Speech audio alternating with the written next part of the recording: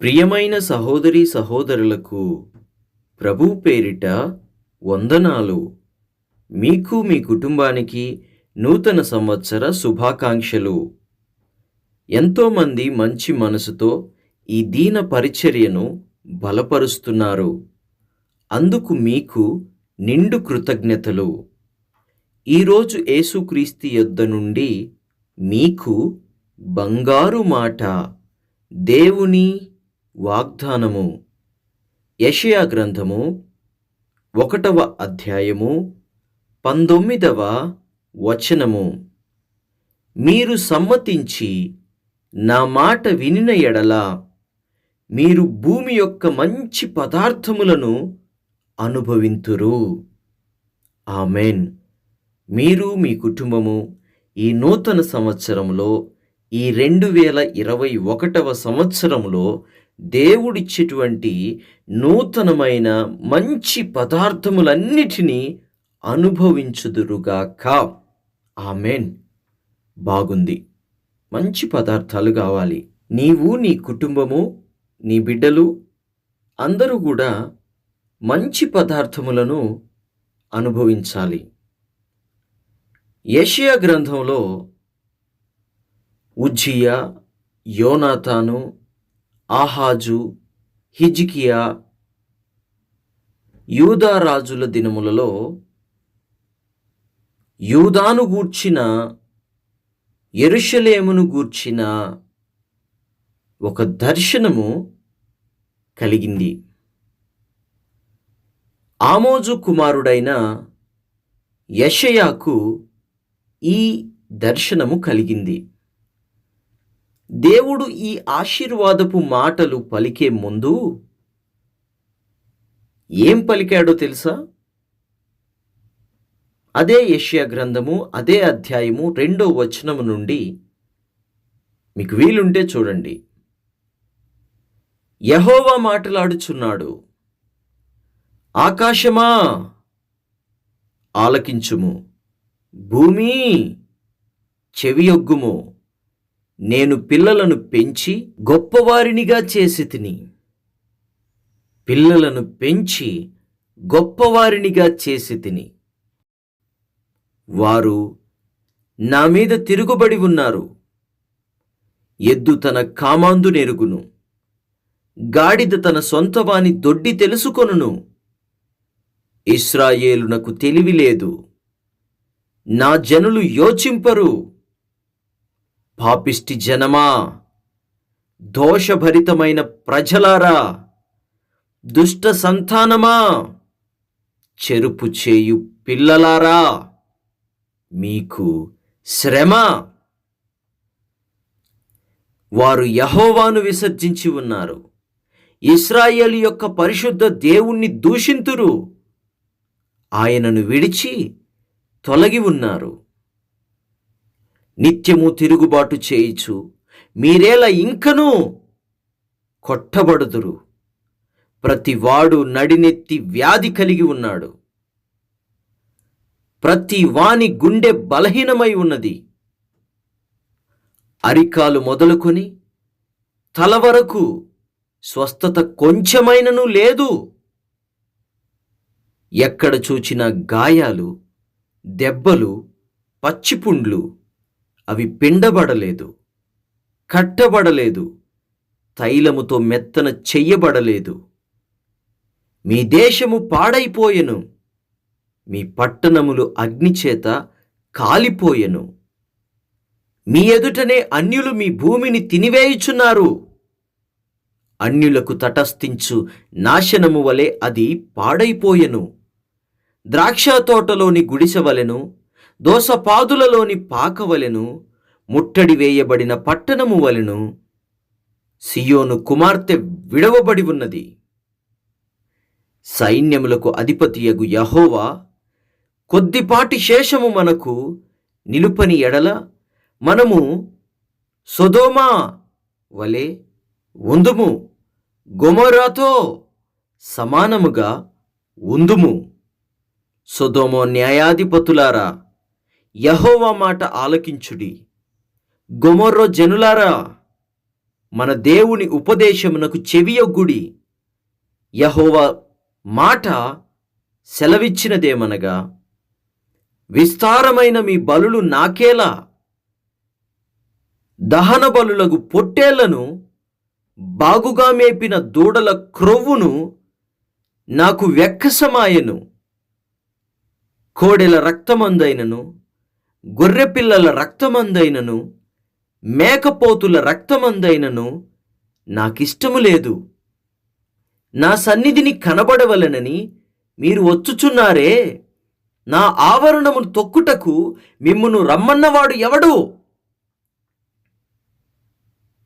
మీ నైవేద్యములు వ్యర్థము, అది నాకు అసహ్యం పుట్టించుచున్నది.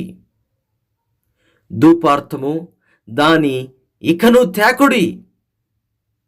అమావాస్యయు విశ్రాంతి దినమును సమాజ కూట ప్రకటనమును జరుగుచున్నవి. పాపులు గుంపులు కూడిన ఉత్సవము నేనోర్చజాలను. మీ అమావాస్య ఉత్సవములను, నియామక కాలములను నాకు హేయములు, అవి నాకు బాధకరములు. వాటిని సహింపలేక విసికి ఉన్నాను. మీరు మీ చేతులు చాచునప్పుడు మిమ్మును చూడక నా కన్నులు కప్పుకొందును. మీరు బహుగా ప్రార్థన చేసినను నేను వినను. మీ చేతులు రక్తముతో నిండి ఉన్నవి. మిమ్మును కడుగుకొనుడి, శుద్ధి చేసుకొనుడి. మీ దుష్క్రియలు నాకు కనబడకుండా వాటిని తొలగింపుడి. దేవుడు ఇక్కడ బాధపడుతూ మాట్లాడుతున్నాడు, విసికిపోయి మాట్లాడుతున్నాడు. ఏం చెయ్యాలో అర్థం కానట్టుగా చేతులు చరచుకుంటూ, కోపాన్ని అణచుకుంటూ దేవుడు ఇక్కడ మాట్లాడుతున్నాడు. ఆ ప్రజల మీద ఎందుకు అంతలా దేవుడికి విసుకొచ్చింది? ఎందుకు అంటే, పాపిష్టి జనం, దోషభరితమైన తనం, దోషభరితమైన ప్రజలు, దుష్ట సంతానము, అంటే దుష్టక్రియలు చేయటానికి అలవాటు పడినవారు. ఎందుకు అంత విసుకొచ్చింది? చెరుపు చేయటానికి అలవాటు పడినవారు, దేవుణ్ణి విసర్జించిన వారు, అంతేకాకుండా చివరికి దేవుణ్ణి కూడా దూషిస్తున్నవారు. వారి మీద దేవునికి విసుకొచ్చింది, అసహ్యం వచ్చింది. దేవుడు కూడా వారికి వార్నింగ్ ఇస్తున్నాడు. ఏం చేయమంటున్నాడు దేవుడు వారిని?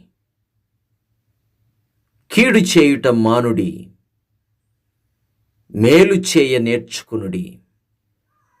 న్యాయము జాగ్రత్తగా విచారించుడి, హింసింపబడు వానిని విడిపించుడి. తండ్రి లేని వానికి న్యాయము తీర్చుడి, విధవరాలి పక్షముగా వాదించుడి. యెహోవా ఈ మాట సెలవిచ్చుచున్నాడు, రండి, మన వివాదము తీర్చుకొందుము.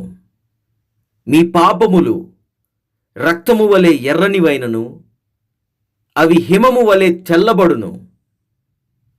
కెంపు వలె ఎర్రనివైనను అవి గొర్రెబొచ్చు వలె తెల్లనివగును. మీరు సమ్మతించి నా మాట వినిన ఎడల మీరు భూమి యొక్క మంచి పదార్థములను అనుభవింతురు.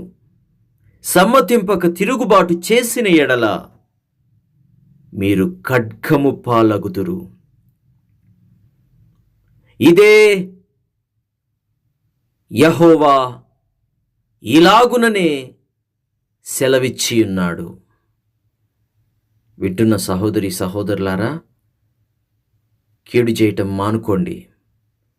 2020 నువ్వెలా బ్రతికావో దేవుడు అదంతా చూశాడు.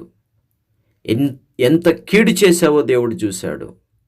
ఎంత దోషభరితమైన చేష్టలు చేశావో దేవుడు చూశాడు. దుష్ట పనులు ఎన్ని చేశావో దేవుడు చూశాడు.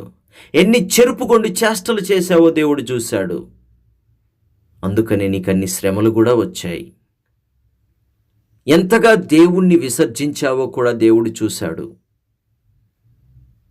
ఎంతగా దేవుణ్ణి దూషించావో కూడా దేవుడు చూశాడు. ఎంతగా తిరుగుబాటు చేశావో కూడా దేవుడు చూశాడు. కానీ నిన్ను కాపాడాడు. దేవుడు అంటున్నాడు, కీడు చేయటం మానండి, న్యాయము జాగ్రత్తగా విచారించి తెలుసుకోండి, హింసింపబడు వాణ్ణి విడిపించండి, తండ్రి లేని వానికి న్యాయము తీర్చండి, విధవరాలి పక్షముగా వాదించండి అని యెహోవా సెలవిచ్చుచున్నాడు. అలా చేస్తే గత కాలంలో నువ్వు ఎంత పాపము చేసినా నీ పాపములు రక్తము వలె ఎర్రనివైనా, హిమము వలె తెల్లనివైనా, కెంపు వలె ఎర్రనివైనా, గొర్రెబొచ్చు వలె తెల్లనివి అవుతాయి అని దేవుడు మాట్లాడుతున్నాడు. కాబట్టి ఈ 2021 ఈ సంవత్సరం అంతా కూడా కీడు జోలికి వెళ్ళక, చెడు జోలికి వెళ్ళక, మంచి పని చేస్తూ, మేలు చేస్తూ, న్యాయము విచారిస్తూ, దేవుడు చెప్పినట్టుగా జీవిస్తూ, భూమి యొక్క మంచి పదార్థములను నువ్వు, నీ కుటుంబము అనుభవించాలి. భూమి యొక్క మంచి పదార్థములను నువ్వు, నీ బిడ్డలు, నీవారు అనుభవించాలి. అనుభవించాలి అంటే దేవుడు చెప్పినట్టుగా నడుచుకోవాలి. నడుచుకుంటాము అన్నవారు నాతో పాటు కలిసి ప్రార్థనలో ఏకీభవించండి. ప్రార్థన. తండ్రి, నీకు వందనాలు, స్తుతులు, స్తోత్రాలు నాయనా. పాపిష్టి జనం, దోషభరితమైన పిల్లలు, చెరుపుకొండు చేష్టల పిల్లలు, దుష్ట సంతానము, దేవుణ్ణి విసర్జించిన వారు, దేవుణ్ణి దూషించిన వారు శ్రమల పాలవుతారు తండ్రి. ప్రభువా, మాలో ఏ ఒక్కరు కూడా శ్రమల పాలు అవ్వకూడదు. భూమి మీదున్న మంచి పదార్థములు అనుభవించాలి. అలా జరగాలంటే మేలు చేయడం నేర్చుకోవాలి. న్యాయాన్ని జాగ్రత్తగా విచారించాలి. నువ్వు చెప్పినట్టుగా నడుచుకోవాలి. నీ మాటకు లోబడాలి. పాపములు కడుక్కోవాలి. యేసు రక్తములో పాపములను కడుక్కోవాలి. నీ మాటకు లోబడి నీ చిత్తము చేస్తూ ఉంటే భూమి యొక్క మంచి పదార్థములు ఇస్తానని వాగ్దానం చేస్తున్నావు తండ్రి. అందుకు నీకు స్తోత్రాలు.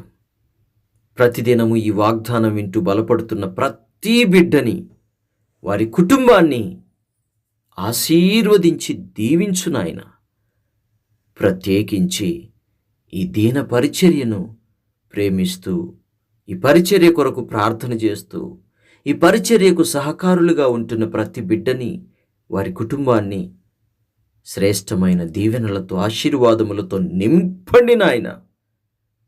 అలాగే ఈ దీన దాసుడు ప్రార్థన చేయగా నువ్వు ఆలకించి వారి జీవితాల్లో చేసిన అద్భుతమైనటువంటి కార్యాలను బట్టి నీకు స్తోత్రాలు. వారు చెప్తున్న సాక్ష్యాలను బట్టి నీకు మహిమ కలుగునుగాక. తండ్రి, వారిని ఆశీర్వదించి దీవించు. ఇంకా మేలులు, ఇంకా దీవెనలు, ఇంకా ఆశీర్వాదములు వారి మీద కురిపించు. వారిలో ప్రత్యేకంగా కృతజ్ఞత గలవారు ఉన్నారు తండ్రి.